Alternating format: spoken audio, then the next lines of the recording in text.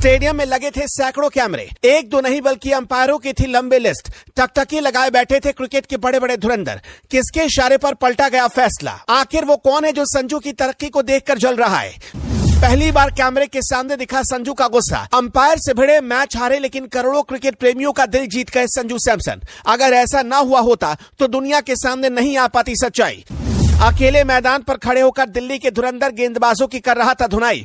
खुशी से झूम रहा था बीसीसीआई। रोहित शर्मा के फैसले पर मुहर लगाई। इधर इतिहास रचने वाले थे संजू सैमसन, उधर कर दिया संजू के साथ खेल। एक दो कैमरे नहीं बल्कि सैकड़ों कैमरे लगे थे, या यूं कहा जाए कि हजारों कैमरे थे, लाखों आंखें थी। बावजूद इसके किसके इशारे पर इतने बड़े फैसले को पलटा गया? सबकी आंखें देख रही थी कि संजू तूफान की तरह मैदान पर तबाही मचा रहा था। हर गेंदबाज को तोड़ रहा था, किसी को छोड़ नहीं रहा था। कप्तान की सिट्टी पिट्टी गुम हो गई। ऋषभ पंत ने अपने सारे धुरंधरों को लगा दिया, लेकिन कोई संजू के सामने टिक नहीं पाया। हर किसी ने आज संजू के सामने घुटने टेक दिए। गेंदबाजों में संजू ने ऐसा ख्वाब भर दिया कि खलील अहमद जैसा गेंदबाज लगातार वाइड पर वाइड बॉल डाल रहा था। ऐसी दहशत पहली बार क्रिकेट के मैदान पर देखी गई। लेकिन तभी अंपायर ने सैकड़ों आंखों को नजरअंदाज करके ऐसा फैसला सुना दिया कि बीच मैदान पर संजू सैमसन आपा खो बैठे और अंपायर से भिड़ गए। मैच हारने के बाद संजू सैमसन ने मीडिया के सामने जो बयान दिया उसे जानकर आप चौंक जाएंगे। हम आपको वो बयान सुनाएं, उससे पहले हम आपसे ही जानना चाहते हैं कि क्या संजू सैमसन सच में आउट थे या अंपायर से बहुत बड़ी गलती हो गई? कमेंट करके अपनी राय हमें जरूर दीजिएगा।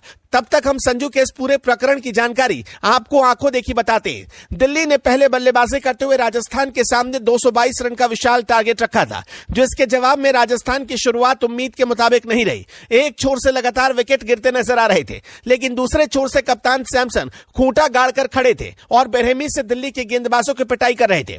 उन्होंने मैच 45 गेंदों में 8 चौके और 6 छक्कों की बदौलत 46 रन बना लिए। 46वीं गेंद पर सैमसन ने एक दमदार शॉट खेलने का प्रयास किया। बाउंड्री लाइन पर खड़े शाई होप ने कैच लपका, लेकिन वो बाउंड्री लाइन के काफी करीब अपना संतुलन बनाते दिखे। थर्ड अंपायर का जब तक डिसीजन पहुंचा तो अलग अलग कैमरा एंगल से देखा गया। अंत में सैमसन को आउट दिया गया। मुकाबले के अहम मोड़ पर इस तरह से कैच आउट होने के बाद संजू सैमसन अंपायर पर नाराज नजर आए। सैमसन अंपायर से एक बार और चेक करने की गुहार लगा रहे थे। इसके लिए उन्होंने अपने रिव्यू की भी मांग की। मैदान पर विकेट को लेकर सैमसन को बहस करता देख पॉन्टिंग नाराज दिखे। अंत में सैमसन ने हार मानी और मैदान से बाहर चले गए। यह विकेट दिल्ली के लिए बड़ा ब्रेक थ्रू साबित हुआ। संजू के विकेट के बाद दिल्ली के गेंदबाजों ने शिकंजा कस लिया। राजस्थान की तरफ से विकेटों की पतझड़ नजर आई। शुभम दुबे ने 25 रन पर अपना विकेट गंवा दिया, जबकि रोमन पावल भी मैच फिनिश करने में नाकाम रहे। उन्होंने महज 13 रन बनाकर अपना विकेट खो दिया। शानदार गेंदबाजी के चलते दिल्ली ने मुकाबले को 20 रन से अपने नाम कर लिया। राजस्थान रॉयल्स की हार के बाद कप्तान संजू सैमसन ने माना कि मैच उनके हाथ में था। संजू ने मैच के बाद ब्रॉडकास्टर से बात करते हुए कहा कि मुझे लगता है कि मैच हमारे हाथ में था। 11-12 रन प्रति ओवर को हासिल किया जा सकता था, लेकिन आईपीएल में ये चीजें होती रहती हैं। हम चीजें ठीक से कर रहे हैं। हम परिस्थितियों की मांग पर टिके रहना चाहते हैं। 220 का स्कोर 10 रन ज्यादा था। अगर हमने कुछ कम बाउंड्री दी होती तो हम इसे हासिल कर लेते।